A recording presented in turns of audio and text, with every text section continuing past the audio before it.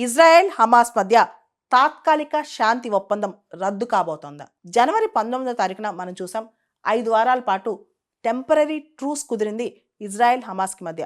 ఒకరిపైన ఒకరికి ఫైటింగ్ లేదు ఈ మధ్య కాలంలో. అయితే నిన్న Israeli prime minister Benjamin Netanyahu ఒక ప్రకటన చేశారు.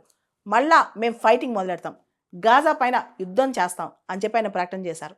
ఇక్కడ ఆయన ఒక మాట అన్నారు, ఆల్మోస్ట్ హమాస్ మేము గాజా నుంచి చాలా వరకు తరిమేశాం, కానీ పూర్తి స్థాయిలో యుద్ధం ఇంకా కంప్లీట్ అవ్వలేదు, మేము యుద్ధం మళ్ళా మొదలెట్టబోతున్నాం అని చెప్పి ప్రకటించారు. ఆల్టర్నేటివ్ వేస్ దొరకనప్పుడు లేదా ఎటువంటి లీడ్ రానప్పుడు, ఖచ్చితంగా వాళ్ళు మారినప్పుడు మేము యుద్ధం మళ్ళా చేసే తీరుతాం, వాళ్ళని అంతమొందించి తీరుతామని చెప్పి చెప్తున్నారు. ఇక్కడ ఇజ్రాయెలీ ప్రైమ్ మినిస్టర్ బెంజమిన్ నెతన్యాహుకు ఇంత ధైర్యం ఎక్కడిది? ఓ పక్క డొనాల్డ్ ట్రంప్ అమెరికా అధ్యక్షుడిగా ఇప్పుడు ఉన్నారు, ఆయన చాలా స్ట్రాంగ్గా ఇజ్రాయెల్కి సపోర్ట్ చేస్తున్నారనమాట. రీసెంట్గా Israeli prime minister Benjamin Netanyahu America కూడా వెళ్ళి వచ్చారు. వచ్చిన తర్వాత ఆయన వ్యాఖ్యలు ఇంకా ఘాటుగా ఉన్నాయన్నమాట.